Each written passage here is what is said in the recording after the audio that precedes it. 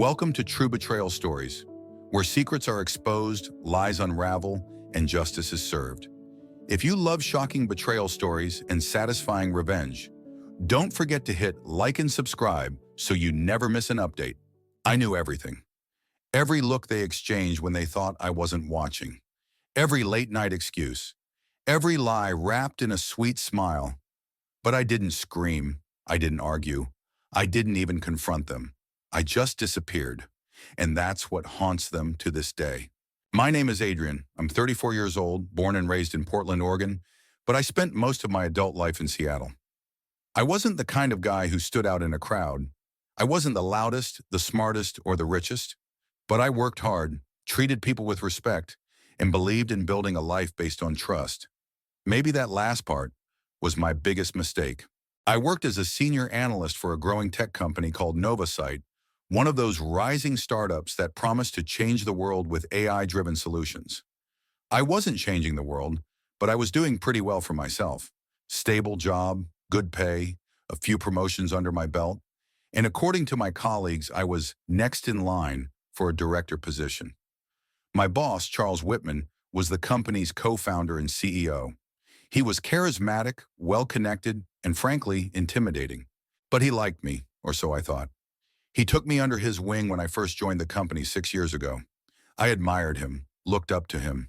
Hell, I modeled my leadership style after his. And then there was Lily. We met at a friend's engagement party 8 years ago. She was wearing this soft blue dress, her hair tied up, with just a few loose strands framing her face. She wasn't loud or flashy, but something about her felt calm, like standing at the edge of the ocean just before sunrise. We got to talking about books, films, obscure indie bands. And by the end of the night, I knew I wanted to see her again. She made everything feel effortless. Conversations, laughter, silence. When we moved in together, it was like we'd been living together for years. Our rhythms synced naturally. I cooked breakfast, she packed my lunch, I took care of the bills, she managed the laundry. I made playlists for our car rides, she sang along, off-key but charming as hell. 2 years into dating, I proposed at the top of Mount Rainier during a weekend hike. She cried, I cried. It was perfect. Our wedding was small, just 35 people in a cozy vineyard in Oregon. We wrote our own vows. I promised to always protect her heart. She promised to always tell me the truth. For a while we were happy, genuinely happy. We were one of those couples people pointed to and said, they've got it figured out. Every Sunday morning we made pancakes together. Every Friday night, movie marathons on the couch with a big bowl of popcorn. We didn't have kids, yet. We talked about it. We were planning to try soon. Life was moving forward, beautifully and predictably. And I was content. More than that, I was proud. Proud of the life we had built. Proud of the woman I married. Proud of the man I had become. I wasn't flashy or ambitious in the cutthroat way some of my coworkers were, but I believed in growing slow and steady. I believed in loyalty, in integrity, in love. But the thing about betrayal is, it doesn't come crashing through the front door. It sneaks in through the cracks, little by little, quietly. I remember the first crack. It wasn't anything major, just a weird moment during a company dinner. It was a few months before everything fell apart. Novasight was hosting a networking mixer at a hotel downtown, and spouses were invited. Lily came, of course. She wore this dark green dress I hadn't seen before. She looked stunning. Charles was there too, as usual, working the room like a politician. At one point, he came over to greet us. Adrian, and this must be the lovely Lily, he said, taking her hand with just a little too much enthusiasm. Lily smiled politely, said, nice to finally meet you, and they exchanged a few pleasantries. Nothing dramatic, but I remember the way Charles looked at her, just a little too long, and the way Lily tucked her hair behind her ear, something she always did when she was nervous or flustered. It was subtle. Blink and you'd miss it, and I did miss it at the time. After that night, small things began to shift. Lily started dressing differently when going to work. She used to be casual, jeans, sweaters, light makeup. Now it was tailored dresses, heels, lipstick. When I commented on it, she laughed it off. I just want to feel more confident at work. There's nothing wrong with looking good, right? Of course not. I encouraged her. I told her she looked amazing because she did. She also started spending more time out, more late nights, more networking events, more drinks with coworkers. When I asked her who she was going with, she was always vague. Just the usual group, she'd say. You wouldn't know them. I didn't push. I trusted her. Or tried to. We still had our good days. Lazy weekends, brunch with friends. But something felt off. A distance I couldn't explain. She was still kind, still affectionate, but there was a tension in her smile sometimes, a flicker in her eyes, like she was keeping a secret. One evening, I came home early from work with plans to surprise her with dinner. Her car wasn't in the driveway. No big deal. I figured she was out with a friend, but when I went to grab a beer from the fridge, I noticed her iPad on the counter. The screen was still on. A string of notifications popped up. I froze. It was a message from someone named C. The preview read, "Last night was incredible. You're incredible. I can't stop thinking about you." My heart slammed in my chest. I picked up the iPad, my hands trembling, and opened the chat. Messages poured in. Sweet, flirtatious, intimate. And then I saw it. A photo of her in the dress she wore last Thursday when she said she was meeting her friend Claire. I sat down on the floor, the iPad slipping from my hands, my vision blurring. It was Charles. Charles was C, my boss, my mentor, the man who'd once toasted to my promotion and called me the backbone of the company. And my wife, my Lily, was sleeping with him. I couldn't breathe. The world spun around me, a low buzzing in my ears. I don't know how long I sat there. An hour? 2? I heard the front door open, her voice calling out, "Hey, babe, I brought dinner." I didn't move. I didn't say a word. I just sat there in the dark. She walked into the kitchen, saw me on the floor, and froze. "Adrian, are you okay?" I looked up at her, and I smiled. "Yeah," I said quietly, "just tired." She didn't see the iPad. I had already locked the screen and slid it aside. She came over, kissed my cheek, and started unpacking takeout. "You look like you've seen a ghost," she joked. Maybe I had. Maybe the ghost was the version of her I thought I knew. Maybe the ghost was me. The days that followed felt like walking through a dream I desperately wanted to wake up from. Every morning I'd get out of bed, go through the motions, shower, shave, tie my tie, all while Lily hummed in the bathroom, her phone buzzing every few minutes on the counter. Sometimes she'd pause, glance at it, and swipe it away without opening it. Other times she'd take it into the closet, close the door, and come out smiling like nothing happened. I started noticing everything. The way she no longer asked me how my day was. The way her kisses felt, rehearsed, mechanical. She used to leave little notes in my lunchbox, sweet, dorky things like, "Conquer the world today," or "Don't forget you're amazing." I hadn't seen one in months. When we watched movies, she no longer curled into my chest. She sat on the other end of the couch, legs tucked under her, scrolling through her phone under a blanket. At night, I'd lie awake while she snored softly beside me, wondering how many lies it took to sleep that soundly. There were times I wanted to confront her, to scream, to demand answers. But every time the words clawed their way up my throat, I swallowed them down like poison, because I knew. And I also knew I didn't want to give her the satisfaction of watching me break. So instead, I became an observer of my own life. One afternoon, I came home early. Again, her car was in the driveway. The house was quiet. I walked in through the back, and as I passed the slightly open bedroom door, I heard her voice, soft, whispering, "I miss you too. I wish we could just be together without all the pretending." There was a long pause, then a laugh. "That's not fair. You're the one who said we had to wait. You can't just throw that on me now." Another pause. I couldn't hear what he said, but I didn't need to. Her voice dropped to a hush. "He has no idea, trust me. Adrian wouldn't see it even if it slapped him in the face. He's too nice." That one stung more than I expected. Not the cheating, not the lies, but the fact that she mistook my love for blindness, my kindness for stupidity. I stepped back, careful not to make a sound, and quietly left the house again.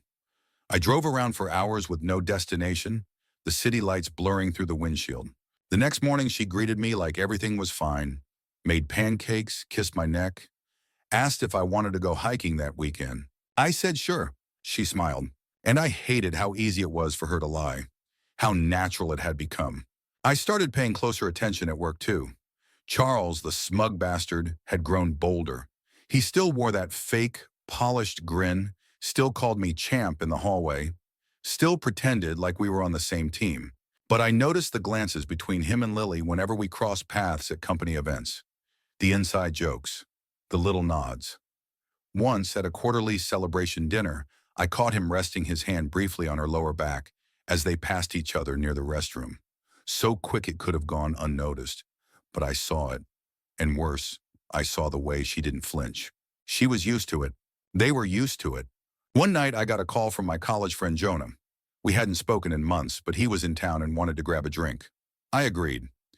We met at this quiet bar near Capitol Hill, and after a few beers, he leaned forward and said, "Hey, this is going to sound crazy, but I think I saw Lily a couple weeks ago. With someone. At that rooftop bar on 8th. I played dumb. Oh yeah." He nodded, hesitating. I wasn't going to say anything, but it looked like a date. They were sitting close. Real close. Did you see who she was with? Jonah looked uncomfortable. I think it was your boss. Charles, right? The CEO guy? I forced a chuckle. Damn, maybe they were talking about my promotion. Jonah laughed, but it didn't reach his eyes. He knew. They all knew. And yet, no one ever said anything. Because betrayal doesn't just break hearts. It shatters illusions. And people are afraid of shattered things. Back at home, Lily had started suggesting I take a break. You've been working so hard, she said one night as we cleaned the dishes. Maybe it's time you took some time off. Just for a few weeks. Clear your head. I looked at her. You mean quit? She shrugged. Maybe. Or a sabbatical. I don't know. You've been tired, stressed. That was the final confirmation I needed. She wanted me gone. She wanted me out of the picture, at least temporarily, so she could keep living her little fantasy life with Charles without guilt. I nodded slowly. Yeah, maybe you're right. And she smiled. That smile told me everything. She really thought I was that naive. That night, I sat at the kitchen table long after she went to bed. I opened my laptop, created a new folder labeled Exit, and began outlining my plan. Not for revenge, not for confrontation, but for liberation. I wasn't going to fight for someone who had already thrown me away. I wasn't going to scream at a man who already thought he'd won. I was going to walk away so silently, so completely, that the echo of my absence would haunt them longer than any words ever could, and they'd never see it coming.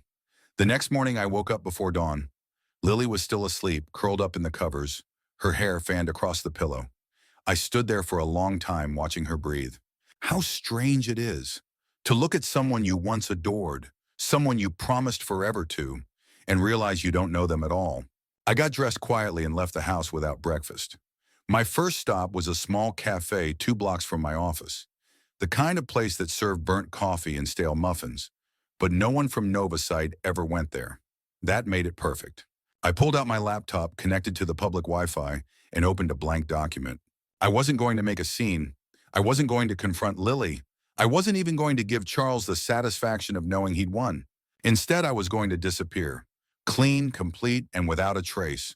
I started with logistics, money, of course. I opened a new bank account in a nearby town under my middle name, Anders. Then I began moving small amounts of cash every week. Nothing that would raise red flags. I sold old electronics, unused gadgets, even a vintage watch Lily had gifted me years ago. The irony wasn't lost on me. I used the money to book a small cabin in Montana. Off-grid, no neighbors, cash only. It was the kind of place people go to forget everything. That sounded perfect. Next, I started scanning my life for ties that needed to be quietly severed. I canceled a gym membership I rarely used, transferred my portion of the couple's Spotify plan to a solo account, called my credit card company to have a second card issued, sent to a P.O. box I rented under a fake LLC. Every move was small, quiet, invisible. At work, I kept my head down.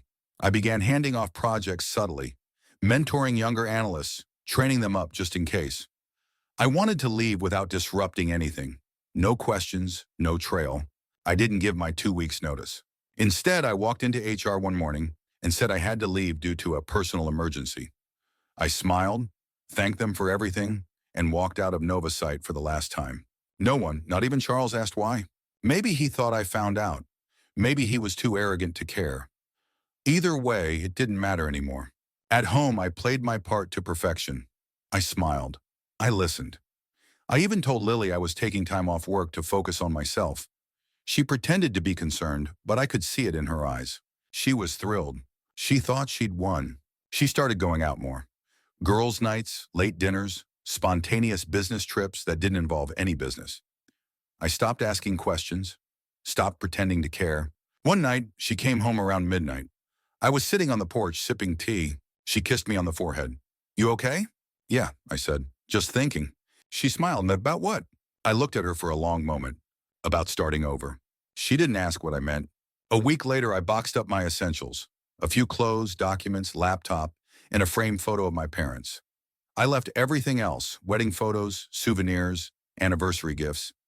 I didn't want anything that reminded me of who I used to be. I packed the box into the trunk of my car and drove it to a self-storage facility across town. I paid for 6 months in advance and left the key in a safety deposit box only I had access to.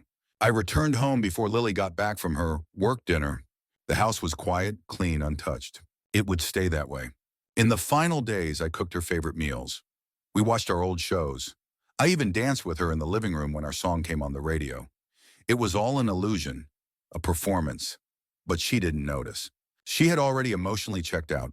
The night before I left, we had dinner like usual. She talked about a new yoga studio opening downtown, asked if I wanted to join her next week. I smiled. "I might be gone for a bit," I said casually. She looked up. "Gone?" "Just a short trip to clear my head." She shrugged. "Okay, do you want me to help you pack?" "No," I said. "I've got everything I need." And I did. The next morning I woke up before her. The sun was just starting to rise, casting gold across the hardwood floors.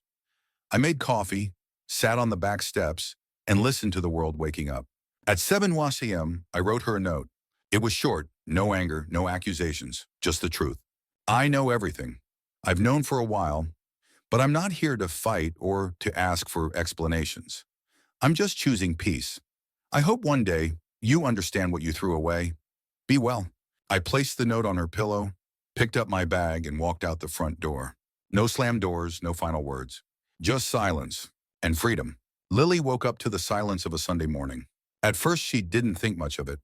The bedroom was still dim, the blinds drawn halfway. She stretched, yawned, and rolled over, expecting to find the warm spot where I usually lay. But it was cold. She sat up, frowning slightly, glancing at the clock. 8:12 a.m.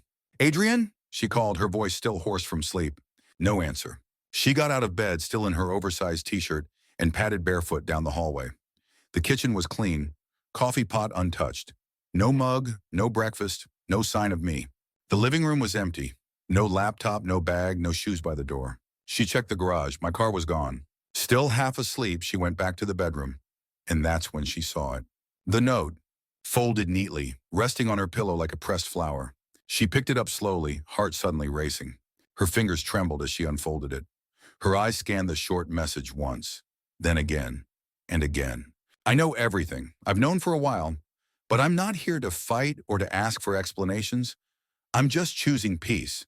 I hope one day you understand what you threw away. Be well." For a long time, she didn't move. The air felt heavy, still, like the moment before a thunderstorm. She sank onto the edge of the bed, clutching the note like it might vanish if she let go. "No," she whispered. She grabbed her phone and called me, straight to voicemail. She texted, "Where are you? Please answer. Adrian, please, talk to me." Nothing. Panic started to rise in her chest. She tried calling again. Voicemail. Again, voicemail. She ran to the closet, yanked it open. Half my clothes were gone. The bottom drawer where I kept my socks and personal stuff? Empty. She checked the bathroom cabinet. My toothbrush was gone. Only then did it hit her fully. I wasn't coming back. And I had never planned to. She sat on the floor, hands in her hair, shaking her head as tears welled in her eyes. "This isn't happening," she muttered. But it was. She went into the kitchen, opened every drawer like I might be hiding in one. She checked the garage again, the backyard, even the attic, as if I had just stepped out for milk and would walk back in at any moment. But the house was still, and so was she. Around noon, she called Claire, her best friend, the one who had always warned her she was playing with fire. "He left," Lily said, her voice hollow. "Adrian, he's gone." Claire was quiet for a moment. "Gone where?" "I don't know. He just left. He wrote a note. He knows." Claire sighed. Lily, I told you this would happen. You kept pushing and now he's done. He was too good for this. I didn't think he knew, Lily whispered. He never said anything. Not once. Exactly, because he loved you. But you chose Charles. It wasn't just about Charles, Lily snapped, her voice breaking. I felt invisible. Like Adrian was always working, always distracted. I didn't plan to fall for someone else. Still, Claire said, softer now, you don't cheat on someone like Adrian. You talk, you fix it, or you leave before you ruin everything. But it was too late for any of that now. Later that day, Lily drove to Charles's house. He opened the door, surprised to see her. You told him, she accused, shoving past him. What? No, he said, following her inside. Why would I? He's gone, Charles. Adrian's gone. He left me. Charles frowned. What do you mean, gone? She held up the note. He knew. The whole time. He didn't say a word. He just vanished. Charles sat down, rubbing his chin. Maybe this is for the best. We don't have to hide anymore. But Lily didn't answer. Because for the first time, she realized something. She wasn't relieved. She wasn't free. She was lost. Because even after everything, she had expected me to fight for her. To beg, to rage, to cry. But I had done none of that. I had simply walked away. And somehow that hurt more than any screaming match ever could. That night, she sat on our bed, reading the note over and over again. It was too kind, too gentle. There was no anger in my words, only disappointment and something colder. Closure. It was over. Truly, completely, without ceremony. The next few days, she spiraled. She texted me every morning, every night. I made a mistake. Please, let's talk. You can't just disappear. But I could. And I did. Friends asked her where I went. She said I was visiting family, on a trip, taking time to think. But her eyes gave her away. She looked haunted, because silence, when unexpected, becomes deafening. At work, people started whispering. Charles looked uncomfortable every time someone mentioned my name. Some employees had noticed the way he used to look at Lily. One even joked at lunch. Guess Adrian figured it out, huh? Charles didn't laugh. The illusion was cracking. One quiet exit, and everything was unraveling. The days turned into weeks.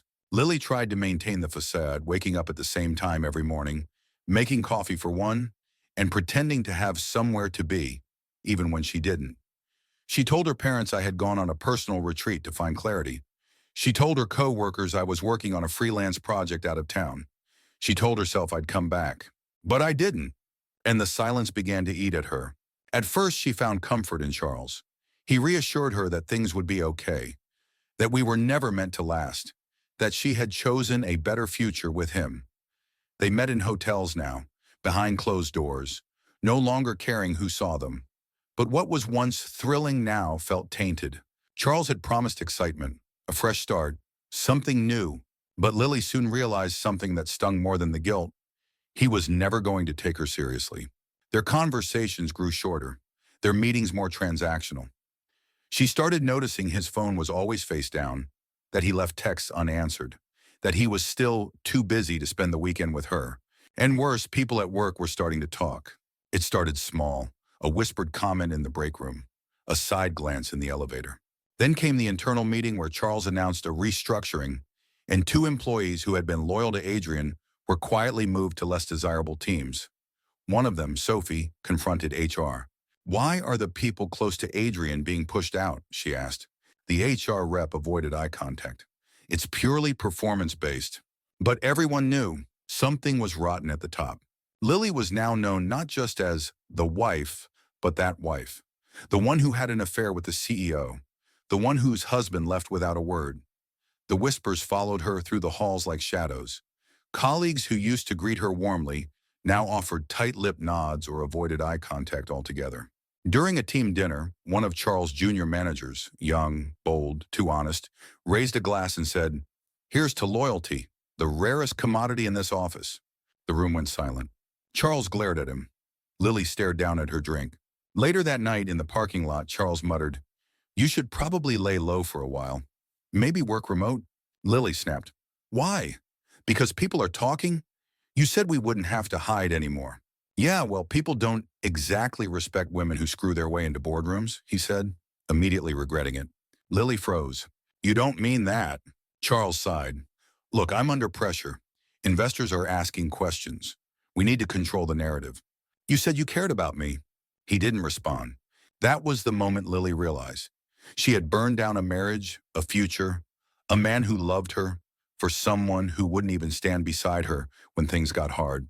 She went home that night and cried in the shower for an hour. Her phone sat on the sink, untouched, blank screen staring back at her. No new messages, no missed calls, no Adrian. Meanwhile, Charles had his own problems. Two board members had privately expressed concern about the optics of the affair rumors. One investor pulled funding, citing ethical misalignment. A tech blog published an anonymous piece about toxic leadership at Novasite, mentioning whispers of internal favoritism and unethical conduct. Charles tried to control the damage, lawyers, PR consultants, internal memos. But the whispers had grown into a storm. One afternoon, a group of employees walked out, quietly, respectfully, but clearly united. They didn't leave angry messages. They didn't stage protests. They just left. And that silence, that quiet loss of faith, was more damning than any lawsuit. Charles called Lily that night. "I think we should take a break," he said flatly. "A break?" she asked, voice cracking. "It's not personal, it's damage control." She laughed bitterly. "Of course it's not personal. You never really cared, did you?" "I cared," he said, but there was no weight in his words. "But this isn't sustainable." She hung up without another word. For the first time in years, Lily felt truly alone. She sat on the couch in the dark, staring at the framed photo of her and Adrian from their second anniversary. They were laughing, arms around each other, whipped cream on her nose. He had looked at her like she was his entire world, and she had destroyed it. Worse, he hadn't even fought back. He had simply walked away. That made her feel smaller than any insult ever could. Because he hadn't tried to hurt her, he just removed himself so completely, so gracefully, that it left a vacuum nothing else could fill. She picked up her phone and typed another message. "Please, Adrian, if you're out there, just let me know you're okay. I'm sorry, I'm so sorry." She stared at it, then deleted it, because she knew he wasn't coming back, and she didn't deserve a reply. The first few days in Montana felt surreal. The cabin was small, just one bedroom, a kitchenette, a fireplace, and a deck overlooking a frozen lake. No Wi-Fi, no TV, spotty cell service that flickered in and out like a candle in the wind. But that was exactly what I wanted. Silence. Stillness. A place untouched by the noise of betrayal, the constant ping of messages, the haunting familiarity of shared routines. I spent the mornings chopping wood and making coffee. The afternoons walking along snow-dusted trails, breathing in air so clean it stung my lungs. At night, I read by lantern light, books I hadn't touched in years, old poetry, travel memoirs, philosophy. For the first time in forever, I was alone with myself, and it was terrifying. Because when the noise of life fades, the only voice left is your own. At first, that voice was angry. How could she? How could they? You gave them everything. Then it turned bitter. You were too soft, too trusting. You let it happen. But eventually, the voice softened. You survived. You walked away. You didn't let them break you. I stopped blaming myself, stopped reliving every moment, every lie, every red flag I had ignored. Instead, I began writing. Not a journal, not a memoir, just thoughts. Letters I never intended to send, to Lily, to Charles, to myself. I wrote about the time we danced in the kitchen, barefoot, tipsy on cheap wine. I wrote about the moment I realized she was lying and how strangely quiet that moment had been. I wrote about how walking away had felt like dying and being reborn at the same time. And slowly, word by word, I began to heal. I stayed in the cabin for 2 months. In that time, I built a small routine. Mornings, coffee, and a walk around the lake. Afternoons, writing and simple meals. Evenings, reading and watching the stars. I didn't need much.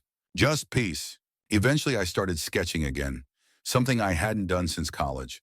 I filled an entire notebook with drawings. The lake, the trees, the firelight on wood. And with every line I drew, I felt a part of myself return. Not the version of me that Lily had betrayed, not the Adrian who was always dependable, always forgiving, but the Adrian who dreamed of becoming an artist before life convinced him to chase stability. I wasn't trying to erase the past. I was simply learning to live beyond it. One morning, while grocery shopping in a nearby town, I bumped into a woman named Evelyn. She was the cashier, mid-30s, warm smile, eyes that reminded me of autumn. We got to talking. Nothing flirty, nothing romantic, just two people exchanging pleasantries. But for the first time in a long time, I didn't flinch at the idea of connecting with someone new. Over the next few weeks, I kept running into her. At the farmer's market, at the bookstore, at the local diner where I treated myself to pancakes on Sundays. We talked about small things, weather, books, her dog named Murphy. I never told her about Lily or Charles, and she never pried. It was easy, gentle, uncomplicated, and I needed that. I didn't fall in love, but I remembered how good it felt to be seen again. Not as someone broken, but as someone becoming. Eventually, I decided not to return to Seattle. There was nothing left for me there. I sold my share of the house, quietly, through a lawyer. The proceeds went into a new account. I used a portion of it to buy a small piece of land near the cabin. Nothing fancy, just space, possibility. I started teaching online, virtual design classes for beginners. It paid modestly, but it was enough. More importantly, it made me feel useful again. I created a new email address, a new number. I cut ties with everyone except a handful of friends who truly mattered. I didn't stalk Lily's socials. I didn't check company news about Novasite. I didn't look back. One day I received a postcard at the local post office. No return address, just a photo of the Seattle skyline at dusk. And a note. I hope you're okay. I hope you're happy. I'm sorry. No name. But I knew the handwriting. I didn't respond. Not because I hated her, but because I had already said everything I needed to the day I walked away. Some wounds don't need closure. They just need distance. And I had finally found mine. Jonah hadn't heard from me in over a year. After our last drink at the bar in Seattle, I vanished. No calls, no texts, no social media updates. At first, he assumed I just needed space. But months passed, and concerns started gnawing at the back of his mind. Then one crisp autumn morning, a letter arrived. No return address, just his name, handwritten in clean block letters. Inside was a postcard. It showed a quiet village nestled in the mountains. Snow-covered roofs, a still blue lake, and pine trees stretching into the clouds. A place far from city noise, far from betrayal, far from everything. On the back, there were only 5 words. Now I'm truly free. AI.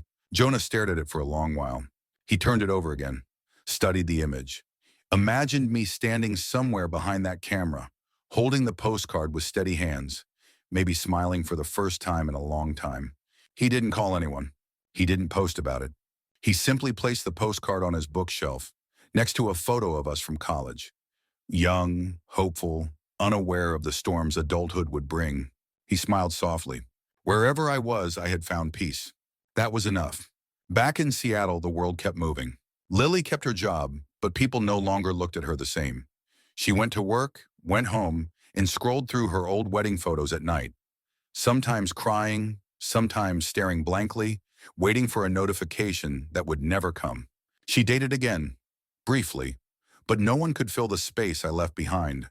Not because I was perfect, but because I had loved her wholly, quietly, without conditions. And Charles? He stepped down months later. The board forced him out. Investors lost faith. A new CEO replaced him, a woman with integrity and vision. Novasite pivoted and rebuilt. No one remembered Charles as the visionary leader. They remembered the scandal, the silence, the shame. And me? I woke up one morning to birdsong, brewed coffee on a wood stove, and watched the fog roll across the lake outside my window. I wasn't bitter. I wasn't angry. I was free. And that was the best revenge of all. What do you think? This wasn't your typical revenge story. There were no explosive confrontations, no court cases, no dramatic exposés. Just quiet resolve, silent strength. Sometimes the most powerful response isn't to strike back, but to walk away with your head held high, knowing you didn't let them destroy you. Adrian didn't scream. He didn't beg. He disappeared. And in doing so, he left behind a void no apology could fill. Now it's your turn. What would you have done in Adrian's place? Would you have confronted Lily and Charles? Would you have stayed and tried to fix it? Or would you, like Adrian, just walk away? Let us know in the comments below. We'd love to hear your thoughts. And if you enjoyed this story, if it made you feel something, please give us a like, subscribe, and turn on the notification bell so you never miss another twist. Thanks for watching. See you in the next one.